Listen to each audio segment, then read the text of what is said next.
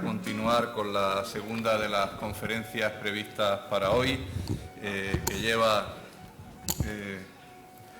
por título Felipe Alfau Mendoza, Ceuta y el protectorado español en Marruecos.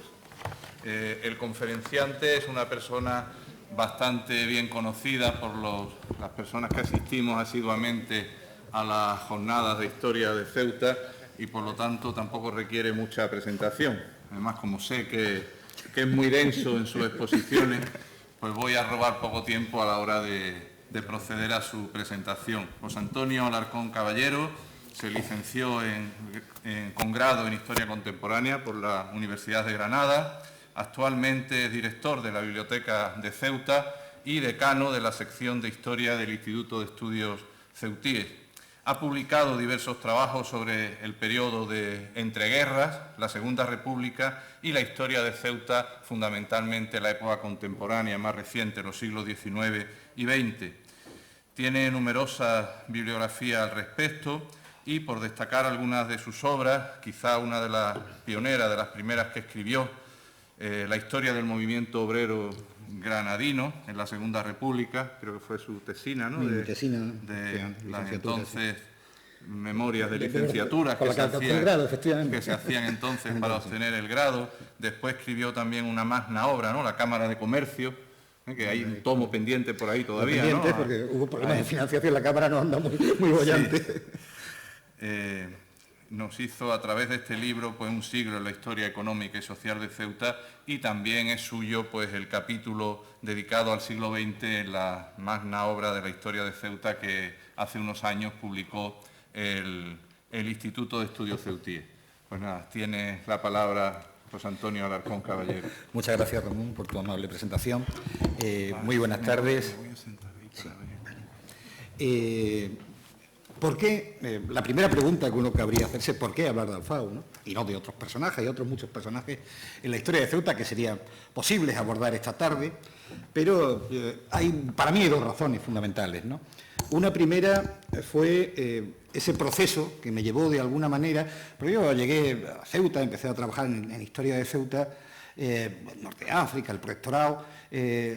Siempre mi idea era centrarme en el periodo de entreguerras, el periodo de la Segunda República, en el que yo ya estaba más o menos especializado, en el que venía trabajando habitualmente, pero, sin embargo, mi primera experiencia historiográfica me llevó cada vez a ir un poquito más atrás en el periodo histórico, porque era imposible, no era posible explicarse la ciudad si uno no la conocía desde, prácticamente tuvo que arrancar hasta el último tercio del siglo XIX para poder explicar qué pasó en la Segunda República, qué pasó en esta ciudad entre 1931 y 1936.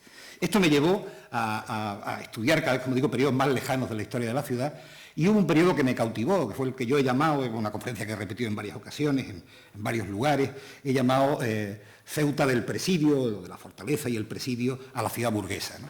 Ese conjunto de transformaciones que hacen que una pequeña ciudad, que fundamentalmente juega un papel defensivo, prácticamente desde el fracaso de la expansión portuguesa, la ciudad no había tenido prácticamente guión, y de pronto todo un cambio que tiene que ver también con el cambio en la historia internacional y la historia de España, tiene que ver con ese fracaso que España tiene en el Atlántico y en el Pacífico, la pérdida de Cuba y Filipinas, y el giro que la política española va a dar hacia el Mediterráneo, empieza a mirar al norte de África, y de pronto dos ciudades que habían quedado un poco sin guión a lo largo de la historia, en los últimos siglos de la historia, Ceuta y Melilla, que sencillamente se habían defendido, habían resistido, habían vivido a la defensiva, en definitiva, de pronto juegan un nuevo papel de plataformas de penetración de España en el norte de Marruecos, y recobran una vida, incluso en lo que yo he llamado, empiezan a convertirse en ciudades a la ofensiva, ¿no? Ciudades a la conquista de un reino, en definitiva, que es lo que también en alguna otra ocasión he señalado.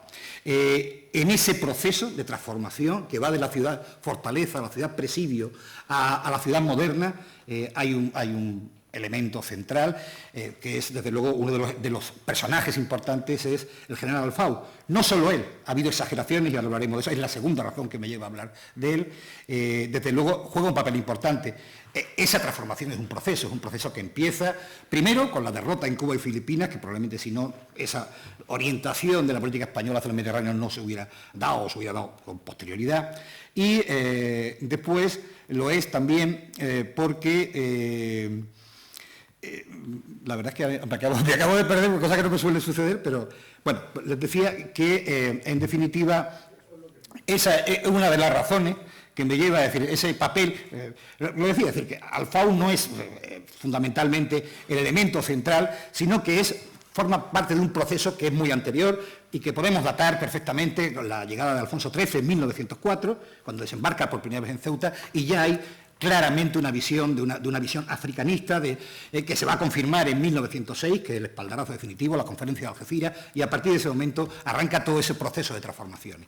Bien, dicho esto, la otra segunda razón es que precisamente ese papel que Alfau juega, hay un historiador ceutí, Cándido Lería, intelectual, conservador, de gran importancia, que nos va a hablar de ese papel, lo han hecho otros también, Antonio Martín de la Escalera, del que ayer se hablaba, o Alberto Baeza, en su libro sobre el presidio de Ceuta, ¿no? Hay una verdadera geografía sobre la figura de Alfau, ¿no? Y esta sí me llamó la atención desde pequeño. Una de las primeras cosas que yo leí de historia de Ceuta siendo muy joven, en un librito, que entonces no había muchas cosas disponibles, gracias a Dios el trabajo de estos años del instituto y de un conjunto de historiadores ha permitido que tengamos una bibliografía mucho más amplia, mucho más... Pero entonces teníamos apenas el pequeño librito de García Cosío, y entonces en aquel librito por primera vez leí aquella imagen de Alfau que derribaba murallas, que abría puertas, que descorría cerrojos, una imagen geográfica, ¿no?, que me llamó poderosamente la atención y que fui a la fuente. Realmente esa imagen corresponde a un artículo de Cándido Lería del año 1927 que se publicó en el libro de Ceuta que el Centro de Hijos de Ceuta realizó en aquel momento y luego también se reproduciría en la revista África. Y no me... necesito leerles a ustedes qué decía Cándido Lería, ¿no?, para intentar explicar. Cándido Lería venía a decir en un momento dado ¿qué aguardaban en aquellos tiempos tal colmados de desesperanza? Se refiere a Ceuta. Con la vista fija en el porvenir y el oído atento, esperaban que llegase su hora. Y esta sonó cuando fue nombrado comandante general de Ceuta el excelentísimo señor don Felipe Alfau Mendoza. Había llegado la hora de la población civil de Ceuta. Alfau, nuevo Moisés, fue el hombre providencial llamado a rescatarla del cautiverio de Egipto.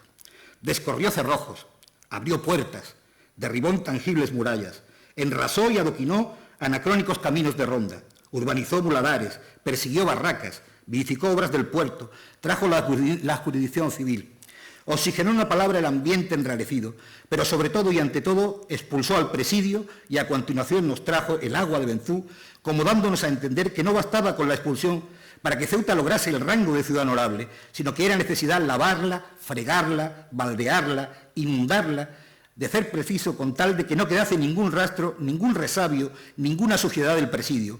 Agua corriente por todas partes, por las calles, por las conciencias, todo ello era un programa de gestión municipal. Pues bien, toda esa admirable obra de redención, de salvación, de renovación de un gran pueblo que perecía, la hizo Alfau.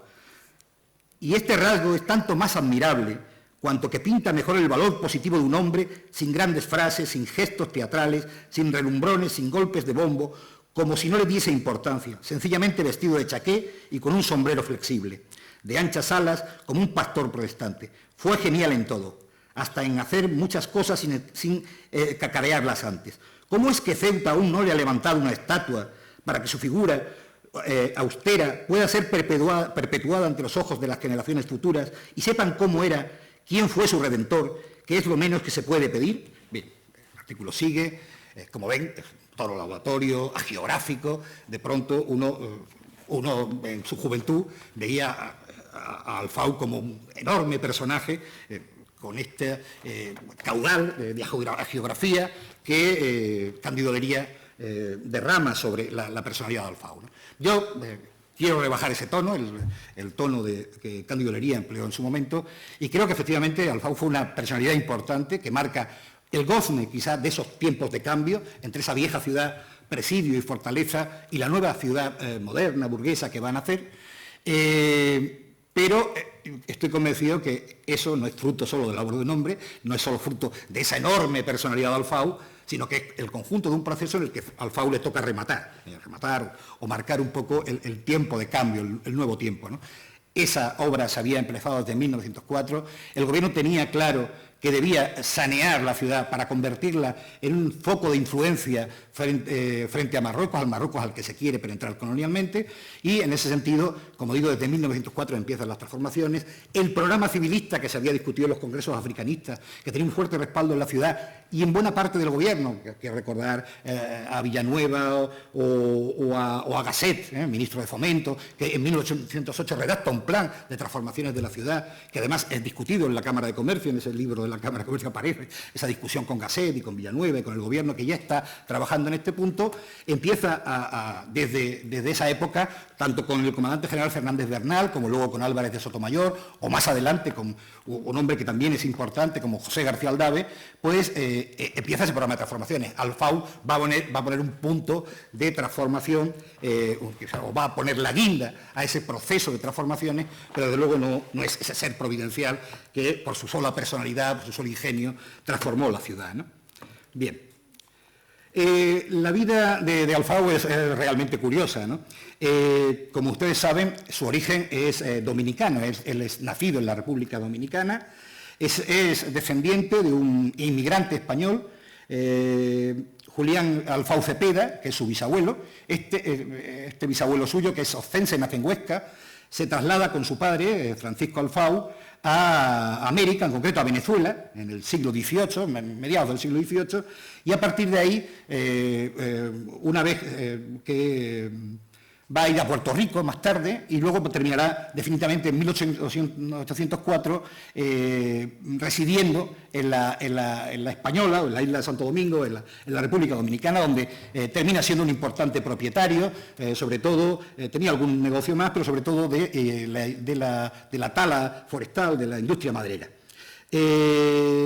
Su abuelo, que además defiende una familia ilustre venezolana, ese Páez, esa mujer Páez con la que se casa, canaria, ella es prima hermana del que fue presidente de Venezuela, el general Páez. Como digo, emigra a Santo Domingo y va a casar Julián, su abuelo, con María del Carmen Bustamante. María del Carmen Bustamante va a tener una serie de hijos, son bastantes hijos, pero hay dos que yo quisiera destacar básicamente. Uno es Felipe Vinicio Alfau Bustamante, padre de nuestro biografiado, de don Felipe, y Antonio Alfau Bustamante, que es el hermano. Ambos son militares, son personajes muy importantes de la burguesía dominicana, son independentistas, son héroes de la independencia contra Haití en 1844.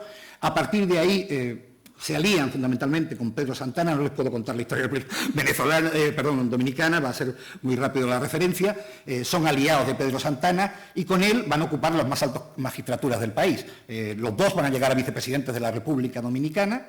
En el caso, por ejemplo, de su tío, Alfau Bustamante fue el militar probablemente más importante después de Santana, o junto con Santana, de la República Dominicana, y ejerció bastantes ministerios, fue vicepresidente en 2 ocasiones, y forman parte de ese grupo de, sabéis que en el momento de la fase de independencia, la falta de una victoria definitiva contra Haití, que sigue asaetando a los independentistas dominicanos de la otra parte de la isla, hace que busquen un aliado. Fundamentalmente, algunos ven a Francia como el aliado fundamental, otros ven a Estados Unidos, otros ven a España, ¿no?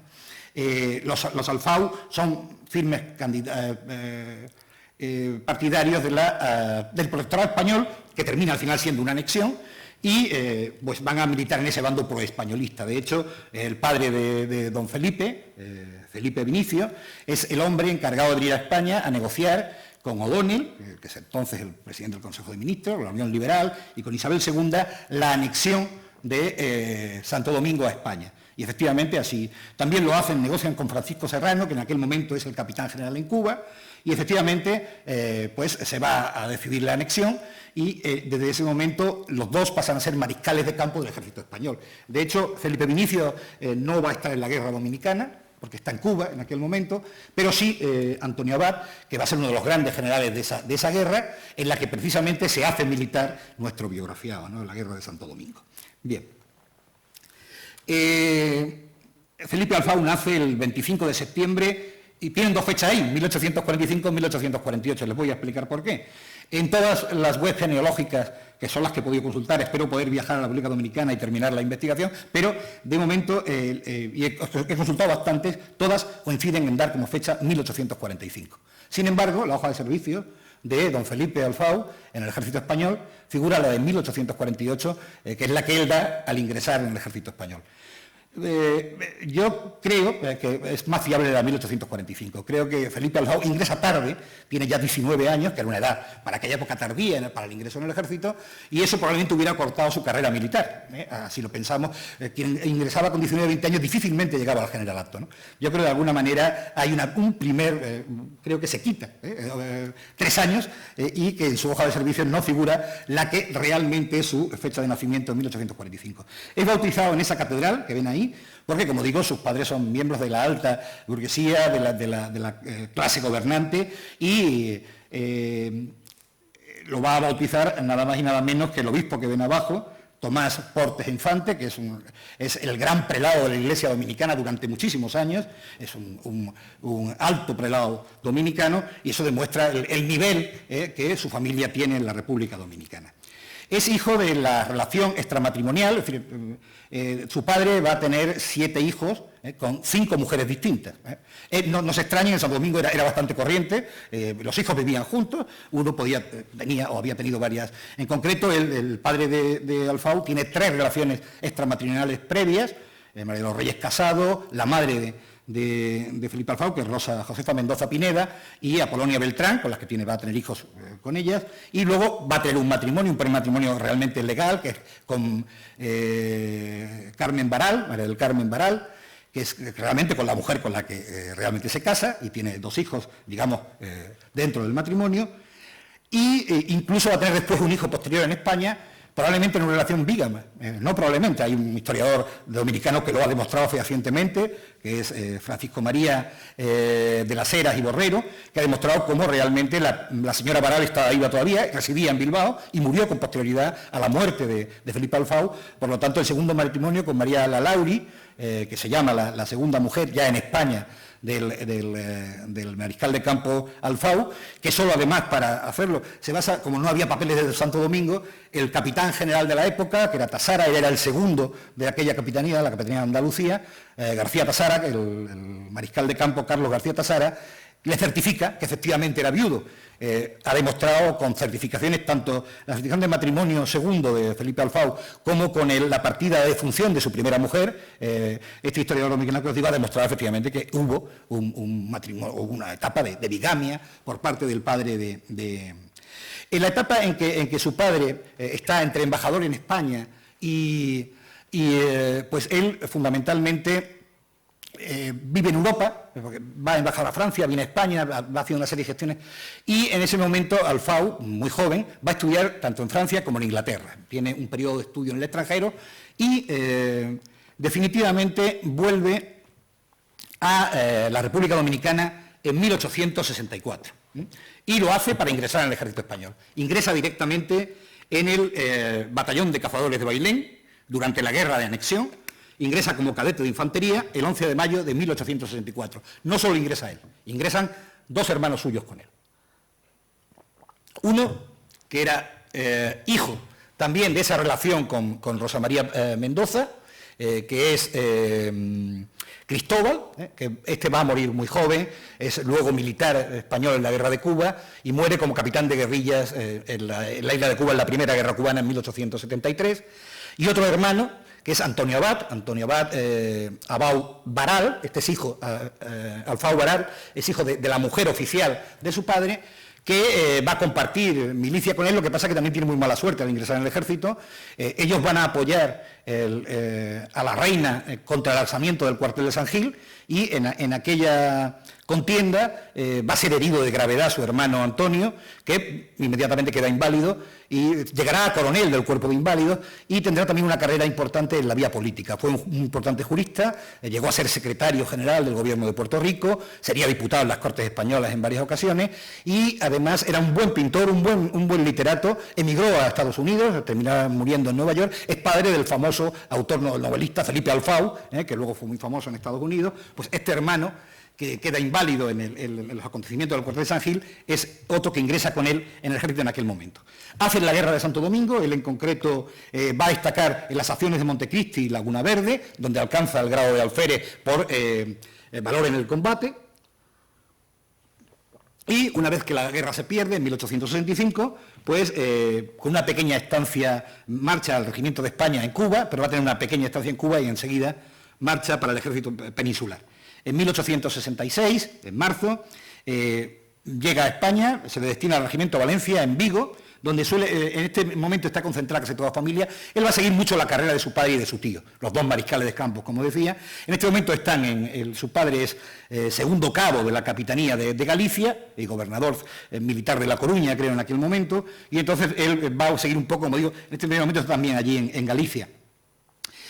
El 22 de junio de 1866 les va a pillar en Madrid. Les pilla en Madrid y pues toda la familia, los dos mariscales, sus tíos y su padre, y sus hermanos, deciden apoyar a la reina frente a la sublevación de los sargentos de San Gil, como sabéis, una sublevación progresista, y en esa lucha, en esa batalla, como digo, va a ser herido de gravedad su hermano Antonio. Él se bate con bravura y se le confirma en el empleo, antes se le había dado el grado, ahora se le confirma en el empleo de alférez. Ellos, además, en ese sentido, apoyan a la monarquía porque también están muy ligados a O'Donnell y fundamentalmente a Francisco Serrano. Su familia ha estrechado una gran amistad con el periodo en que Francisco Serrano fue capitán general de Cuba, y en buena medida, buena parte de la carrera militar de su familia está ligada a O'Donnell y a Francisco Serrano, y al general Francisco Serrano. Bueno, después empieza pues una carrera militar normal, con ciertos destinos, no me voy a entretener mucho en los destinos, va teniendo unos destinos más o menos burocráticos, hasta que el 29 de septiembre de 1868, en Cartagena, se suma al famoso alzamiento contra la reina Isabel II, aquel que definitivamente la destrona. Él tarda 10 días en sumarse, sabéis que el alzamiento empieza el 19, él hace o se decide el día 29 de septiembre, quizá al saber que también O'Donnell y Serrano definitivamente han decidido pasar del bando insurrecto, en esa etapa final, especialmente conservadora y oscura de la última etapa de gobierno de Narváez, ¿no? De Ramón María Narváez, que le va a costar la corona a la reina Isabel II. En octubre alcanza el grado de teniente, hay una orden general con motivo del nuevo régimen que da un grado más a toda la oficialidad. Había que tener contento, lógicamente, al ejército después de la sublevación, y asciende con esa orden general, ¿no? Bueno, después va al batallón de cazadores de Arapiles en Valencia. En 1869 empieza una etapa más de combate, ¿no?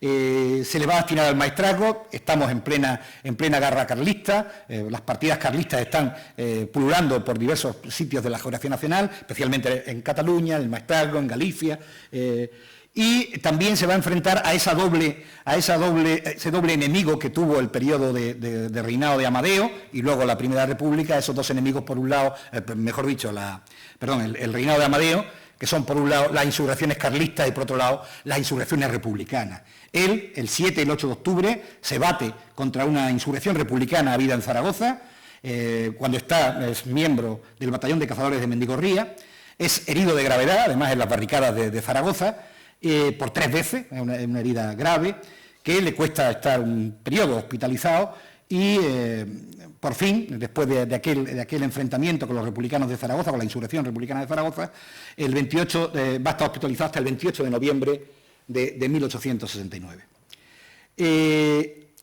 Asciende al empleo de teniente en octubre de 1879 con motivo como premio a su combate en Zaragoza. En 1870 alcanza el grado de capitán y por fin se le destina a la lucha contra las partidas carlistas en la zona de Bilbao, Navarra. Tiene diversas operaciones en esta guerra carlista, principalmente los combates en Oñate, en Oquendo, que hoy se escribe de otra manera. La grafía hoy son distintas, Oquendo creo que se escribe con K, en fin, Ceberio, y ahora se escribe con Z, en su época se escribía con C, pero bueno, estos son los sitios donde él participa de la batalla. logra en esta etapa la Cruz Roja del Mérito Militar por su valor en combate. Después se le va a destinar como ayudante de su padre. Buena parte de su carrera va a ir siguiendo la estela de su padre. Se le va a destinar como ayudante de su padre entre julio y septiembre de 1872 a Sevilla. Ya su padre está entre Cádiz y Sevilla. Sigue acumulando destinos en diversos regimientos. Vuelve a la guerra carlista en 1873, en el regimiento de Cantabria 39. Destaca en los combates de Monreal y La Habana. Esta grafía viene en su hoja de servicios, probablemente sea otro lugar topográfico, pero no he logrado descifrar qué otro lugar exacto podía ser. He leído los telegramas de partes de guerra, etcétera, pero no he conseguido saber con exactitud. En fin, figura en su hoja de servicios figura La Habana. En mayo del 73, estando en los cazadores de Mendigorría, es destinado después a cazadores de Ciudad Rodrigo y asciende a capitán. A partir de aquí se le vuelve a enviar como ayudante de campo de su padre y luego lo será también del capitán general de Andalucía, Carlos García Tasara, entre octubre de 1873 y octubre de 1878, permanecerá en esa situación de ayudante de campo, pero con García Tasara, que vuelve al norte, a la guerra carlista, volverá a la guerra y destacará las acciones de Santa Bárbara de Oteiza y en la toma de Estella, ¿no? Ahí alcanza el grado de comandante y la medalla de Alfonso XII.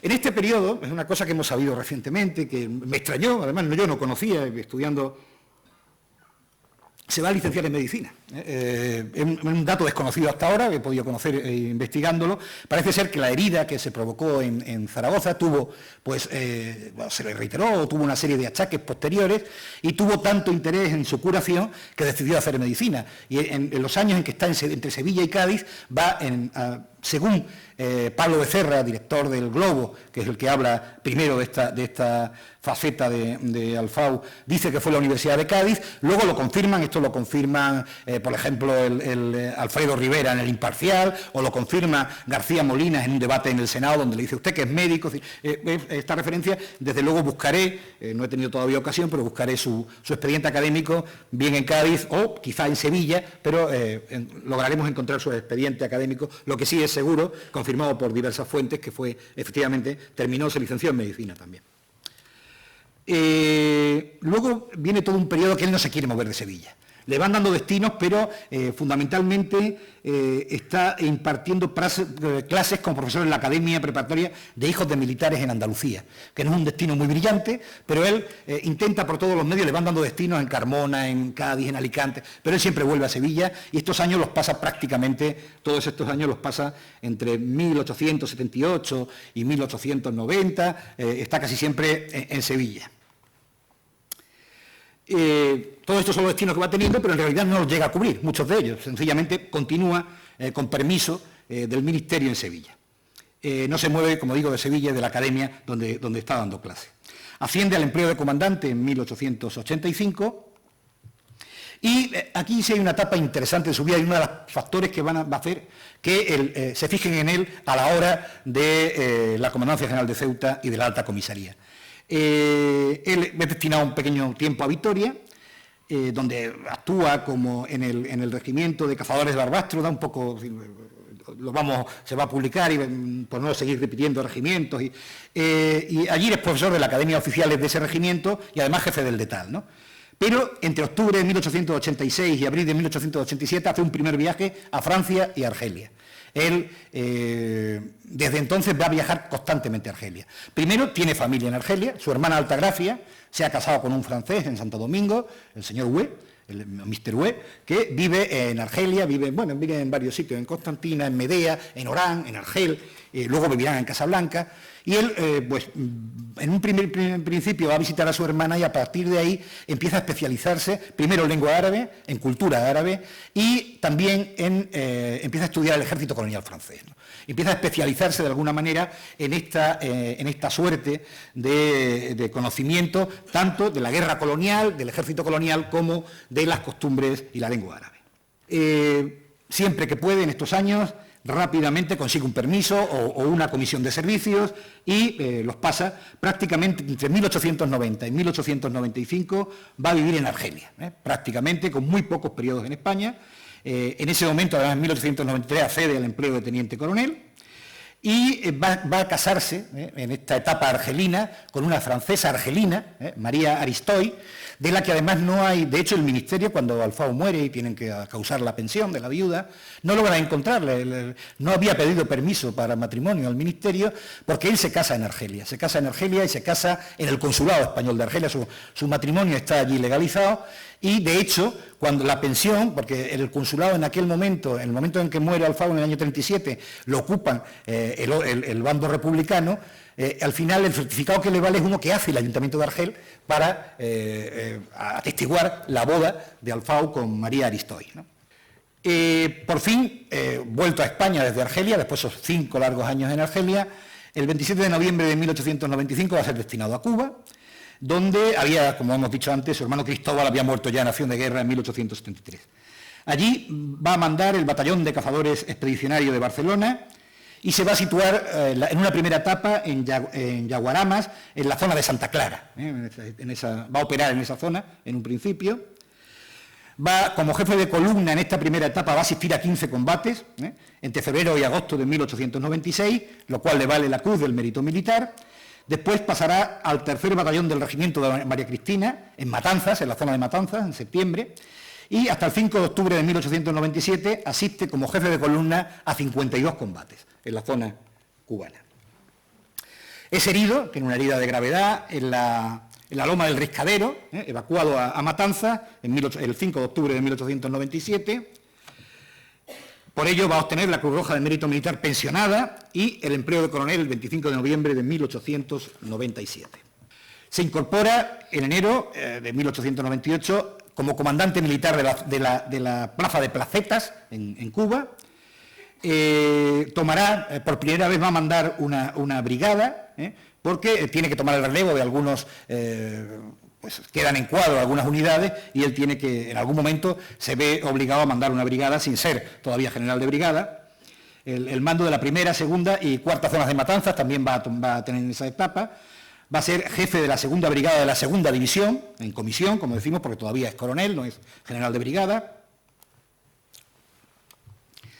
Está en Cuba prácticamente hasta el final de la guerra, por fin, en un famoso vapor, el Montserrat, que logra salvar el bloqueo americano, costaba mucho, en el momento cuando la flota americana ya ha acercado a la isla, el Montserrat, además se hace una medalla conmemorativa de aquel viaje del Montserrat, consigue volver a España precisamente en este barco que veis ahí, el Montserrat, el 16 de mayo de 1898, embarca en Matanzas para la península, hasta La Coruña, donde va a desembarcar una vez en España.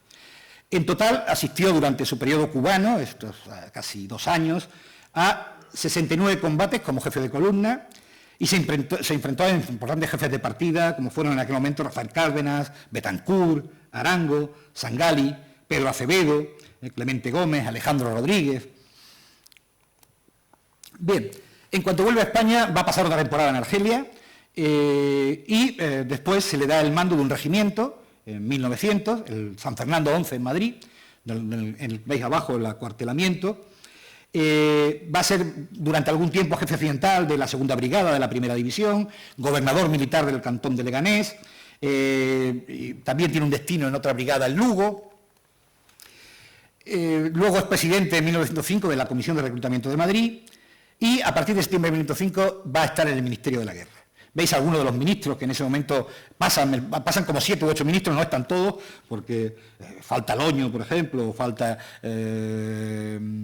López Domínguez, que también fue ministro en ese periodo. En el periodo en que él está en el Ministerio de la Guerra, pues tenéis a Luque, tenéis a Beyler, está Primo de Rivera, Fernando Primo de Rivera.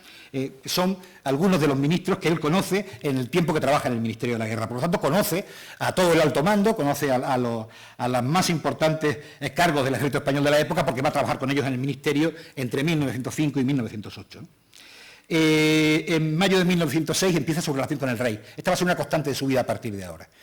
A partir de ese momento, todos los años el rey recibe a Alfao, lo suele llevar como militar de cabecera cuando va a San Sebastián en verano, podemos seguirlo hasta los años 30, prácticamente esa relación con el rey es bastante constante, es un militar palatino en ese sentido, y precisamente la relación empieza en el momento de la boda de Alfonso XIII, cuando se le ordena ser o estar a las órdenes de don Fernando de Baviera. Como sabéis, se casó con una de las hermanas de Alfonso XIII, ¿no? Este príncipe prusiano, que luego sería también militar español, participaría precisamente en la guerra de África.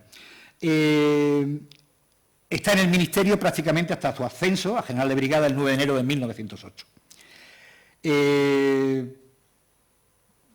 Tiene algún destino burocrático una vez que asciende a general, como es el mando de la segunda brigada de la 14 División, es gobernador militar de Vigo, pero enseguida va a ser llamado para ir con la que fue la división de cazadores. Sabéis que sucede el desastre del Barranco del Lobo en 1909, la guerra de Melilla, y hay que reforzar la posición de Melilla, y en ese momento se crea una división de cazadores que va a estar al mando del general Tobar, que lo veis ahí en la fotografía, y al FAU se le da el mando de la primera brigada de cazadores de esa división, y va a tener una destacada actuación en la guerra de Melilla.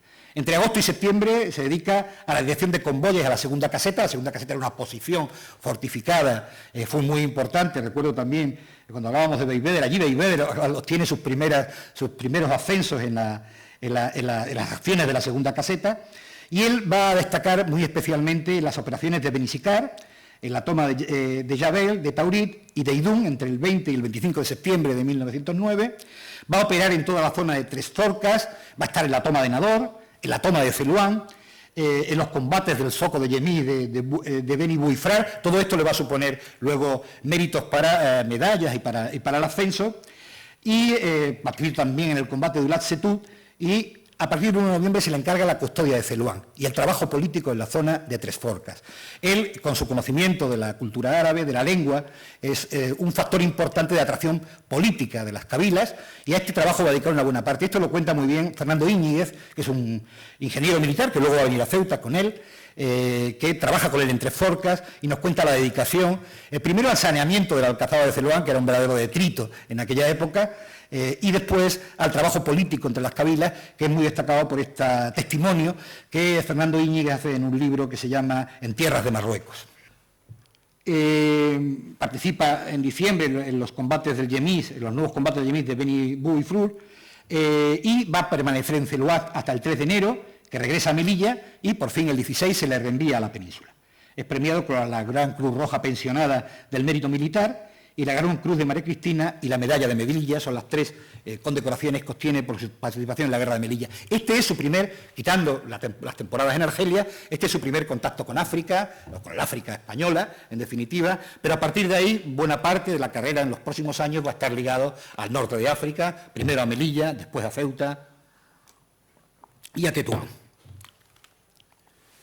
Quizá su trabajo en Celuán, su capacidad política de atracción de las cabilas demostrada en la guerra de Melilla, le hace ser un militar al que se tiene en cuenta para traer la comandancia de Ceuta. En ese momento la comandancia de Ceuta es vital. Estamos hablando del gobierno Canalejas, García Prieto ocupa el Ministerio de Estado, se ha decidido plenamente la penetración en el protectorado, solo falta llegar al acuerdo definitivo con Francia. Se está trabajando en ese acuerdo con las potencias para que España pueda definitivamente ocupar Tetuán, y la misión de Alfao es clara, tiene dos misiones muy claras que el Ministerio le encomienda. Una, limpiar Ceuta, convertirla en una ciudad capaz de influir en el norte de Marruecos, modernizarla, etcétera, y la otra es la de la ocupación de Tetuán, abrir el camino, dejar expedito el camino hacia Tetuán, ¿no? Esas son las dos grandes misiones que el gobierno encomienda, Canalejas y García Prieto encomiendan Sabemos también que sus méritos en Melilla, pero también hay una persona que influye bastante en el nombramiento de Alfao, que es un político ya quizá olvidado, almirante. En este caso es Emilio Díaz Moreu, un propietario muy importante de fábricas azucareras, un hacendado granadino, que luego es senador liberal, es el gran asesor militar de Canalejas, es íntimo amigo de Canalejas y tiene una altísima opinión de Alfao, ¿no? Aparecen sus opiniones, por ejemplo, las publica Larios Medrano en algún artículo del Heraldo de Madrid, la gran opinión que Emilio Díaz Moreu, este almirante, tenía de la trayectoria militar de Alfao, ¿no? Como digo, esas son las dos grandes misiones que Alfau trae a Ceuta. Hemos tenido la suerte este periodo de estudiarlo en una fuente muy completa. Después de, con paciencia y buscando en el Archivo General de la Administración, se encuentra, logré encontrar todos los papeles, todas las comunicaciones que Alfau dirige a García Prieto entre 1910 y prácticamente enero de 1913. Es prácticamente una comunicación diaria, hay cartas, hay telegramas, hay informes, en fin, hay una riquísima documentación a la que hemos podido acceder y conocer bastante en detalle, al menos su relación con Estado. También hemos tenido acceso a los documentos que hoy se encuentran en la Comandancia General, algunos del Ministerio de la Guerra, no solo su hoja de servicio, sino algunos de los telegramas que luego se cruzaron en las operaciones entre el ministro y Alfau, y esto nos ha conocido tener de esta etapa, que es la que pensamos más importante para nosotros, de la carrera militar de Alfau, tener una visión bastante más completa. Él tomará posesión en Ceuta el 21 de septiembre de 1910 y, como digo, esas son sus dos misiones fundamentales. La penetración en Marruecos, la toma de Tetuán y, por supuesto, preparar Ceuta para esa toma. Bien, ¿cuáles son sus tareas? Pues tiene primero unas muy claras. Impulsar obras estratégicas que permitan que Ceuta se convierta en una plataforma de penetración segura. ¿Cuál es una primera? El puerto. El puerto se ha licitado en 1909, las obras están apenas sin arrancar, porque, sabéis, los retrasos de la Administración, la falta de fondos, las obras complementarias necesarias, y Alfau tiene la misión de impulsar esas obras. Hay una foto preciosa que creo que la he puesto por ahí, ¿está ahí? No es ninguna de esas, igual luego la vemos, en la que Alfau está en la primera voladura de Benzú. Es una foto preciosa que aparece en un libro de García Benítez, que fue uno de los ingenieros que trabajó en el puerto, luego fue alcalde de Ceuta, como sabéis, ingeniero militar. Y García Benítez en su libro publica una preciosa foto, creo que alguna se ha recogido por ahí. Y también, sobre todo, el tema de la financiación. Él va a conseguir del gobierno que se emitan obligaciones, un empréstito, en definitiva, para que las obras del puerto puedan avanzar. Es un empréstito de unos 12,5 millones de pesetas, creo recordar, de la época, que es impulsado en su etapa para que las obras del puerto realmente pudieran avanzar y pudieran estar a tiempo de convertirse realmente en un puerto de referencia. De hecho, mientras tanto, el que luego se llamó Muelle Alfau es una construcción complementaria que se hace mientras se avanza en la obra principal, ¿no?, que se termina en 1913. La preparación del ferrocarril hacia Tetuán, la traída de aguas. Ceuta es una ciudad sin agua, ¿no?, prácticamente, y precisamente para eso trae a Íñiguez, para buscar manantiales, para conseguir primero los del arroyo de las Bombas, que estudia Íñiguez, después Medina Beitia va a hacer los de Benzú, que, como sabéis, luego se van a convertir realmente en la traída definitiva de aguas a Ceuta, que se arranca en 1911 durante la Comandancia General de Alfau. Por supuesto, el cierre y el traslado del penal, esas son las misiones fundamentales. Veis ahí una foto de los presos de Ceuta pasando por Madrid, porque terminan en Santoña, la mayor parte. Los que no son indultados, pues terminan en Santoña. Esa es una foto del traslado, una de las que veis ahí. Y luego, otra de sus misiones fundamentales es garantizar la seguridad de comunicaciones entre Ceuta y Tetuán. Esa es una misión fundamental. Es decir, cuando avancemos a Tetuán, las comunicaciones entre Ceuta y Tetuán, que eran muy inseguras, tienen que ser seguras. Y, por supuesto, acompañar una serie de reformas urbanas.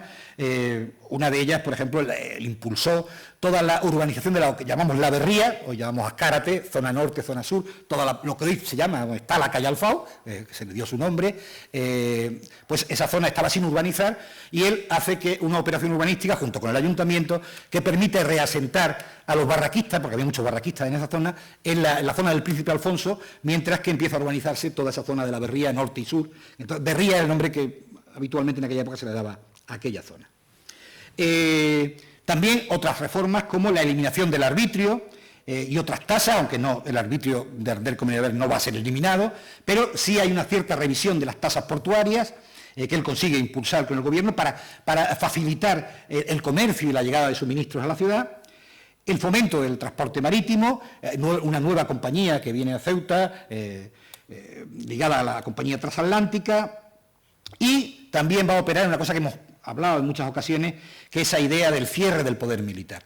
Alfau desconfía del poder civil de la ciudad, luego lo vamos a ver hasta qué grado, y él va a recomendar directamente a García Prieto que Ceuta sea como Melilla, es decir, que no tenga ayuntamiento constitucional, que sea una junta militar, una junta de arbitrios, como estaba Melilla hasta el 1931, la que gobernase la ciudad bajo mando militar. Esto no lo va a conseguir, aunque él lo recomienda reiteradamente porque no confía en absoluto en la burguesía ceutí del momento, que regenta el ayuntamiento, y por eso él reclama todas las competencias gubernativas para el alto comisario y para el comandante general en aquel momento.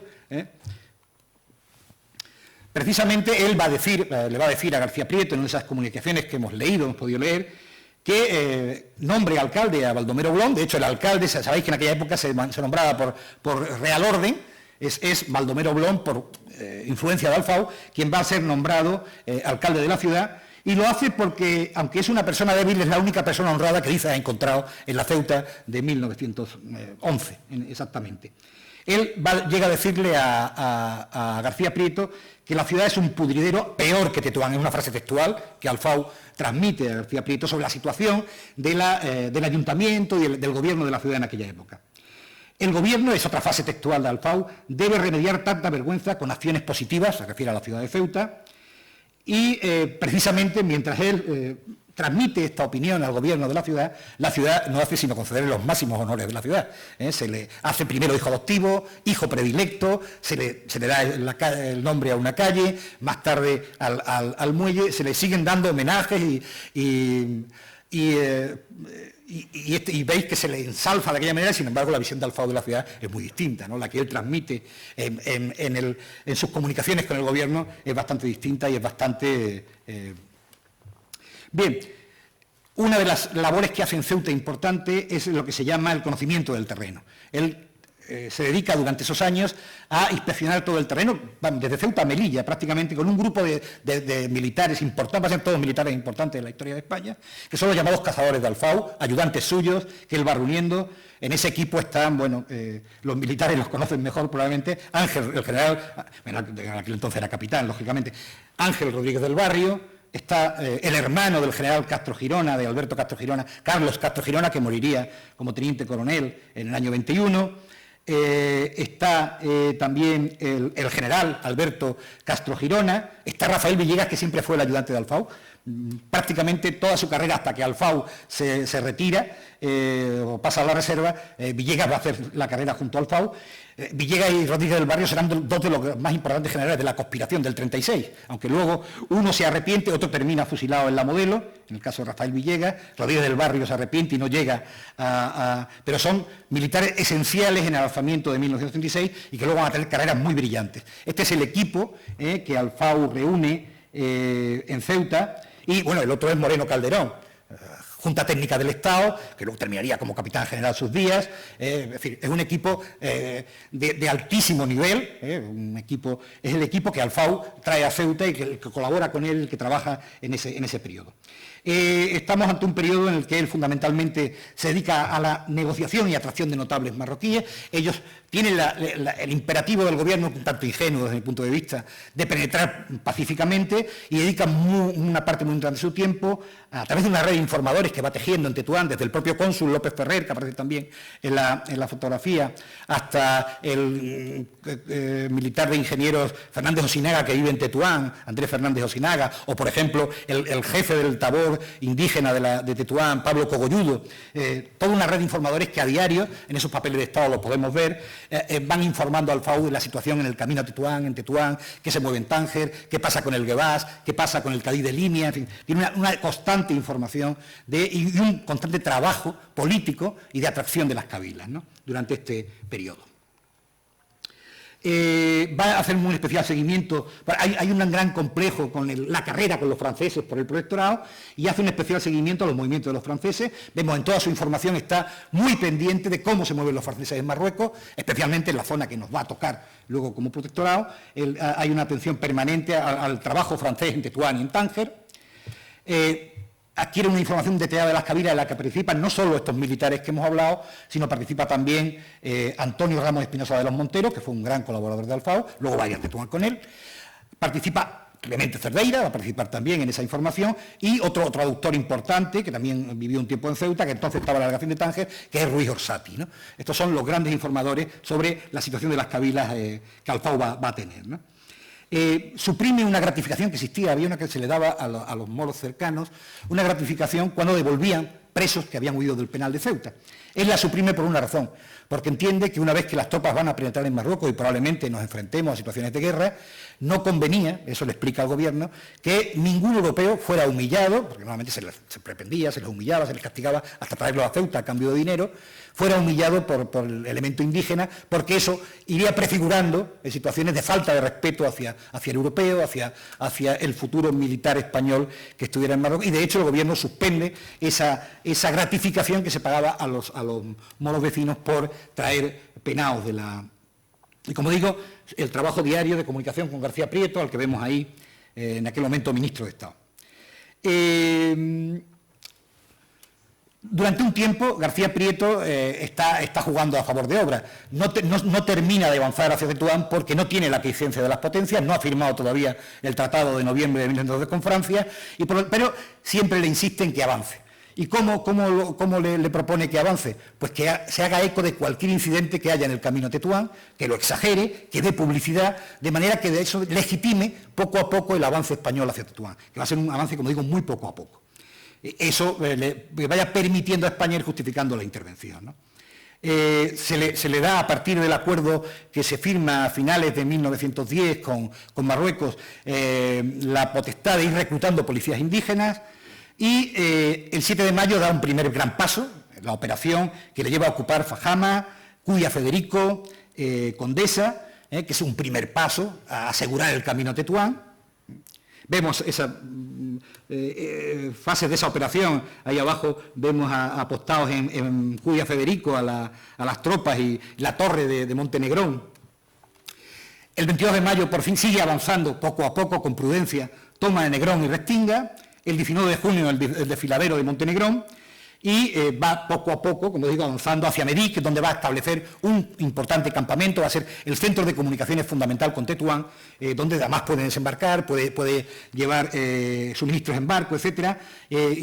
Lo que pasa es que ese avance se para en 1912, se para por dos cuestiones. Una, el desembarco en Larache, se está peleando en Larache, cuando Silvestre desembarca en Larache frente a los problemas en esa zona. Y luego estamos también en plena guerra del Caire, por lo tanto no es conveniente tener tantas operaciones a la vez, y de alguna manera se le frena desde el gobierno para que ese avance sea más lento, más sigiloso, y el año 1912 es de poco avance, aunque él insiste constantemente al gobierno que está madura la toma de Tetuán, que sería conveniente ir a Tetuán. Él está muy influenciado en su política por Tomás Maestre. Tomás Maestre es un médico, senador, diputado, un político africanista de la época, que tiene un gran peso en los medios. De hecho, se desplaza a Ceuta en varias ocasiones a ver al FAU, a aconsejarle sobre la... Luego terminarán un poco enemistados a consecuencia de la política del FAU en Tetuán, pero en este primer momento tiene una gran influencia. Y hay otras dos personas que influencian mucho, están en Ceuta, son Bonelli, el famoso explorador, que fue comisario regio en Río de Oro, este egregio explorador militar africanista, que está con él, entra en Tetuán con él, y el otro es nada más y nada menos que Juan Antonio Güell. Juan Antonio Güell, sabéis que es hijo de las dos grandes familias de la burguesía catalana, los Güell y los López, y el marqués de Comillas, dueño de la transatlántica, de ferrocarriles del norte, de tabacos de Filipinas, y con grandes intereses luego en Minas del Rey, ¿no? Güell es teniente en aquel momento en Ceuta, pero está siempre cerca de Alfau. De hecho, como digo, entra con él en Tetuán, junto a Bonelli, y son las personas que él tiene cercanas en Ceuta en aquel momento, con las que consulta y con las que trabaja habitualmente, ¿no? A partir del acuerdo de noviembre se impone la ocupación de Tetuán, ¿no? Lo que pasa es que hay un acontecimiento importante, grave, que hace que esto se vaya a retrasar. La muerte, el asesinato de Canalejas, que hace un cambio de presidente del gobierno, entra Romanones, García Prieto abandona Estado y abandona el gobierno, y por lo tanto se enfrenta a un nuevo gobierno que va a estar presidido, como digo, por conde de Romanones, y va a tener en breves periodos dos ministros de Estado. Uno es Juan Navarro Reverté, que es este señor que vemos ahí, que es con el que empieza a llevarse peor que con García Prieto, no se entiende tan bien como se había entendido con García Prieto, empieza a tener problemas, pero él de todas maneras, aunque le mandan a Barrera para frenar el avance hacia Tetuán, le convence que la situación está madura, y el 19 de febrero, tras desplazarse a Madrid, está en diciembre, marcha a Madrid, habla con Romanones, se entrevista con el ministro de Estado, con el rey, y todos le dan el plazo para que lance la operación de Tetuán. El 19 ocupa Tetuán de una forma pacífica, y entra en Tetuán sin disparar un solo tiro. A partir de ahí se le dan unas someras instrucciones del 27 de febrero para iniciar el tinglado del protectorado. Se le asciende en abril a teniente general y no se le confirma de forma definitiva hasta abril, hasta el 3 de abril, como alto comisario, por una razón, porque el tratado con Francia no se ratifica hasta precisamente esa fecha. Justo en el momento que se ratifica el tratado con Francia, se le confiere el cargo de alto comisario, ¿no? Pero también hay una reforma, el 25 de abril, de las comandancias generales, que va a provocar graves problemas con él, ¿no? Es una reforma que, a su entender, da una gran autonomía a los comandantes generales operativas en toda la zona del protectorado, cosa que al FAU no va a afectar de buen grado, y de hecho va a costarle una pelea permanente tanto con Luque como con el Ministerio de Estado, que al final va a acarrear su cese en Tetuán. Bueno, va a presidir toda la etapa de establecimiento de la administración geliciana, tiene que recibir al nuevo jalifa, tiene que crear el nuevo equipo de la alta comisaría. Ahí tenéis a Sugasti, que va a ser su primer responsable de asuntos indígenas. Tenemos al jalifa, el bajá de Tetuán. Crea las juntas de servicios locales, los primeros incipientes ayuntamientos de la zona, el impuesto de la tasa urbana, la Junta Superior de Enseñanza. En estos primeros meses, en fin, se va poniendo en marcha. Vemos ahí a los ceutíes que colaboran con él en Tetuán, perdón, lo he pasado al final, como son Antonio Ramos y Espinosa de los Monteros y Clemente Cerdeira, que estará de intérprete en ese primer momento en la alta comisaría. Su misión es, dictada por el gobierno, es la atracción pacífica y con el mínimo empleo de la fuerza de las cabilas de la zona. Que negocie con el rey Suni y al final esto no va a ser posible, fundamentalmente por la pelea entre Silvestre y el rey Suni. El rey Suni termina marchando a Finat, estableciendo la guerra, hace un infierno del camino a Ceuta de Tetuán, hay múltiples asaltos, hay muchos muertos en ese camino, en el mes de mayo especialmente. El rey Suni y el Valiente se insurreccionan en la zona de Ceuta de Tetuán. Y hay a finales de mayo una situación muy tensa, como digo, asaltos, asesinatos en la granja de los Alber, el asalto a la diligencia de Ceuta, del que veremos imágenes, lo hemos visto en la composición, y a partir de ahí Alfau decide pasar definitivamente a la acción, ¿no? Va a hacer la acción de la UCIEN y ese es el principio del fin de su alta comisaría. Él no comunica al ministro que va a emprender una acción ofensiva sobre la UCIEN, cuya misión fundamentalmente él entiende que es un posterior ataque a Finat, que luego no se va a hacer, y de alguna manera pues un punto avanzado que permita controlar, por un lado, la zona de Bencarris, la zona del Yemis, de Langera y el camino hacia el Fondac. Y esa operación, bueno, pues tampoco es un desastre, en fin, se salda con bastantes bazas. Lo que pasa es que hay un momento de nervios en que Alfau cree que la situación es peor de lo que realmente es, pide unos refuerzos enormes, pide 10.000 hombres, tener en cuenta que se viene de las operaciones del Quer, que se viene del desastre de la Semana Trágica del desastre del Barranco del Lobo y la Semana Trágica de 1909, y el gobierno no quiere de ninguna manera movilizar grandes cantidades de hombres y en realidad le dan una misión imposible. Es decir, mantenga usted el terreno con escasos medios, sin grandes refuerzos y además sin guerra, cosa yo creo que era absolutamente imposible. Cuando Romanone va a justificar la destitución de Alfau, la justifica en base a su impulso de guerrear, dice él, ¿no? Que es necesario un alto comisario que haga más política. Es difícil que ningún alto comisario pudiera hacer más política, más intento de pacificación que el que hizo Alfau, que fue intenso en todo lo que él pudo, pero llegó un momento en que no era posible garantizar la seguridad de Tetuán y del camino a Ceuta sin la intervención militar, y no tuvo más remedio que intervenir probablemente. Yo creo que el gobierno en ese sentido fue terriblemente injusto con Alfau y lo castigó sencillamente por cumplir órdenes, ¿no? No podía, porque una de las órdenes fundamentales era garantizar el camino entre Ceuta y Tetuán, era fundamental, ¿no? Bien, no me puedo extender mucho porque creo que el tiempo lo he rebasado con creces, siento no poder terminar con... Solo decirles que después va a continuar su carrera como capitán general de Burgos primero y después de Barcelona. Allí tiene otro gran problema, las juntas de defensa. Él es el que tiene que mandar a la cárcel a Benito Márquez. El gobierno lo destituye, aunque él es partidario de darle cuerda a las juntas, sin embargo lo destituyen por una política de con las juntas que dura muy pocos días y al final transigen con las juntas, aunque Alfau ya ha perdido la Capitanía General de Barcelona, ¿no? Después pasará a la política, será senador durante 2 legislaturas, senador del Partido Conservador, y, tendrá...